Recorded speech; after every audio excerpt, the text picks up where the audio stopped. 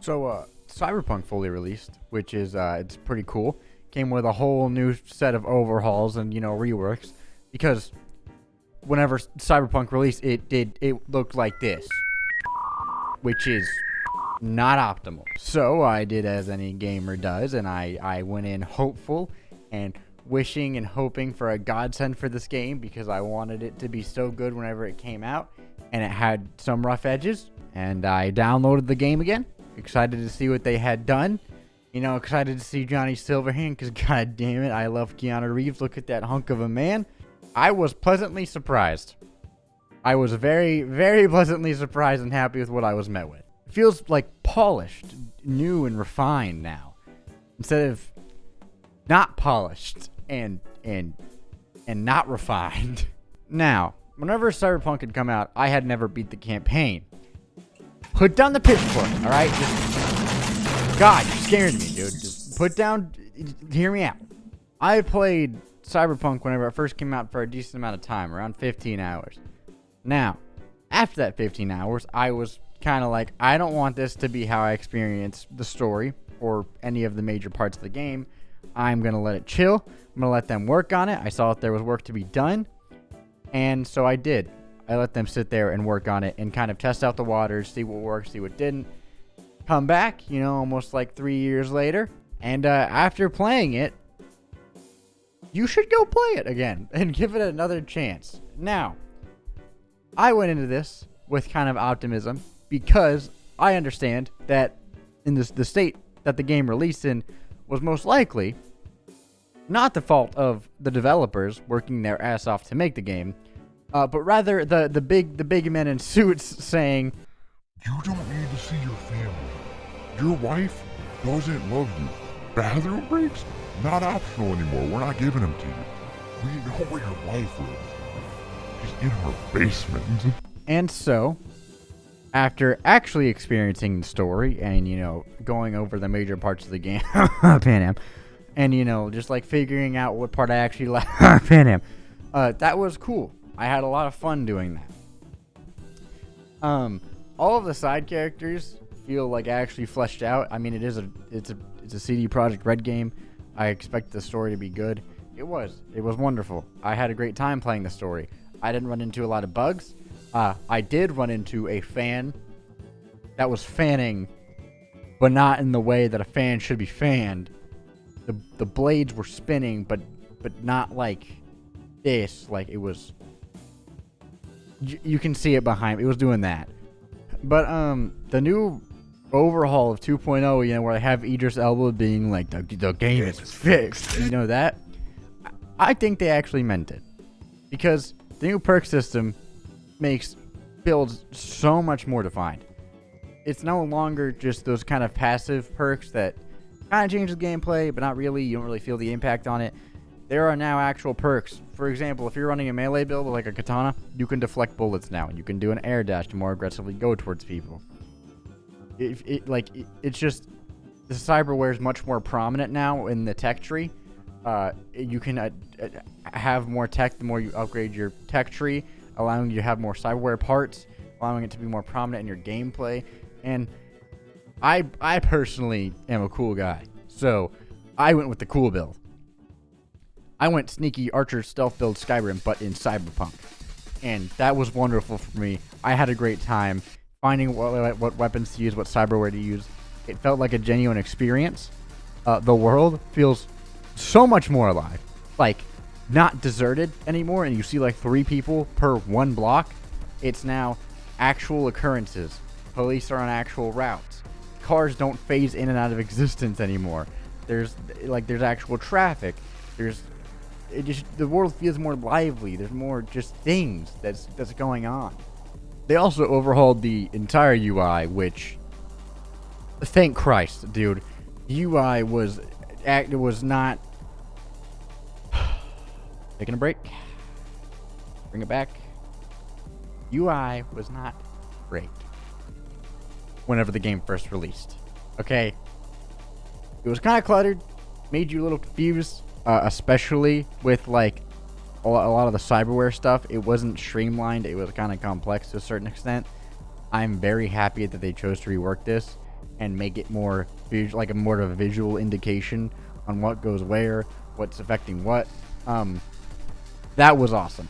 Also, clothing does not affect your armor anymore. That's based as shit, dude.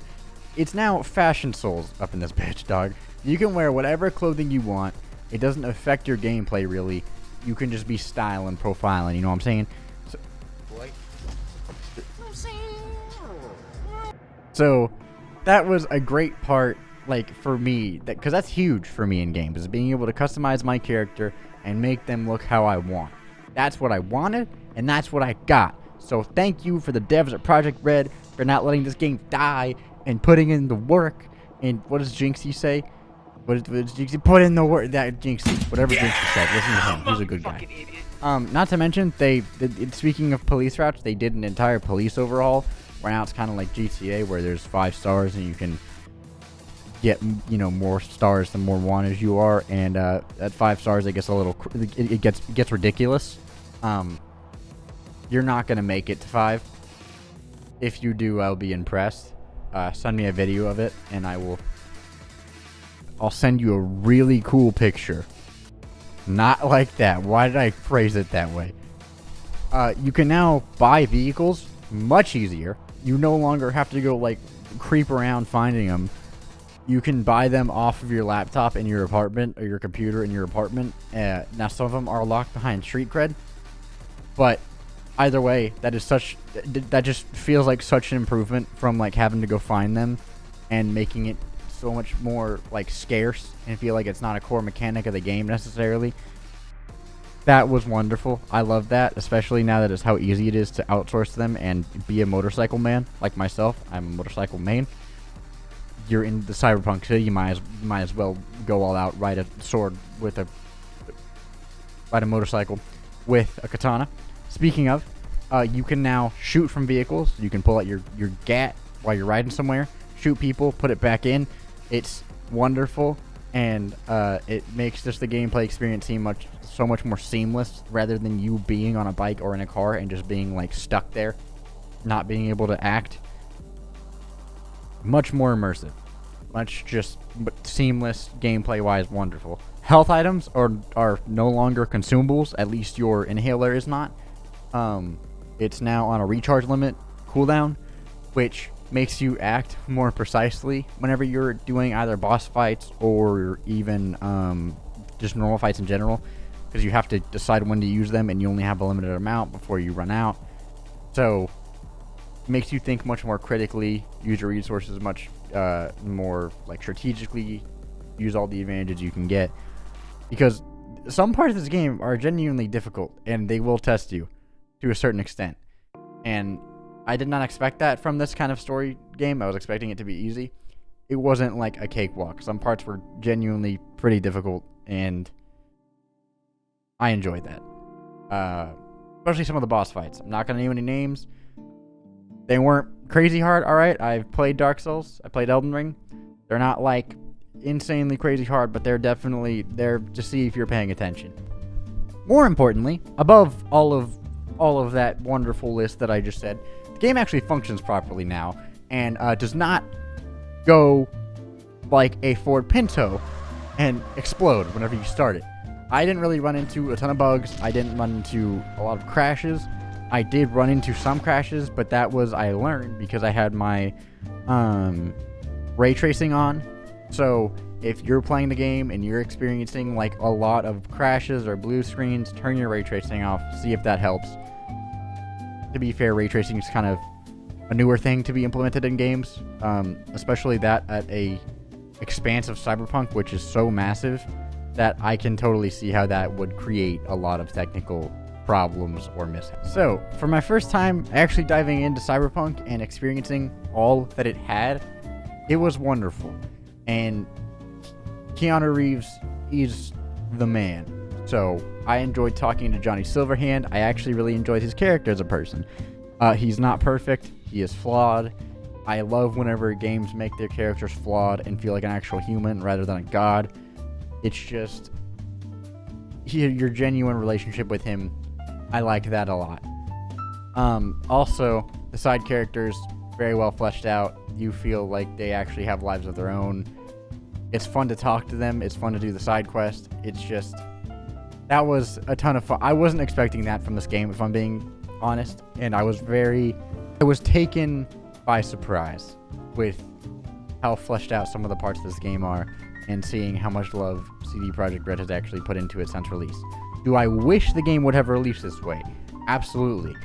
10 out of 10, like 10 times out of 10, I wish the game would have released this way. But I also, there's two sides to a coin. Like, I also understand that it's most likely not the developer's fault, and the fault of some big guy in a suit saying, fuck you and your family. You don't need to see them. Sit in this chair. You're going to work 90 hours a week. We need to get this out. I know it's not possible, but you're going to do it. So that was my thought process going in. The art style is wonderful. I've always loved this cyberpunk kind of futuristic art style. It makes me feel like I'm someone. I can't think of it at this moment, but it feels like me almost. You know what I'm sorry. And yes, I know this video has taken a while to get out compared to my other videos. I'm sorry about that. But in retrospect, okay, I sunk 20 hours in this game in the past 3 days. I don't do that for a lot of games, man. Once you're in this game, it has like that Bethesda hook where there is so much to do, so much to explore, that you just get lost, and then you look at the clock and it's like 4 a.m. and you're like, all right, one more quest. I just got to do one more quest. And then you're like in an underground tunnel somewhere doing the most random side quest shit, having fun. That's how the gameplay loop works. And I love games like that so much. Similar to that at Bethesda and Baldur's Gate, where there's just so much to do, and it's only gotten bigger since release. Also, Keanu Reeves is in the game, and so is Idris Elba. So I feel like that's enough of a reason to go check it out again, as is. But I think that's all I really wanted to say in this video. My name is Cambrodia. Thank you for watching. If you could subscribe, that would mean the absolute world to me, and and just share this video with someone. Tell them about me. That would mean a lot. As always, take care of each other and love one another, and I will see you guys next time. Thank you.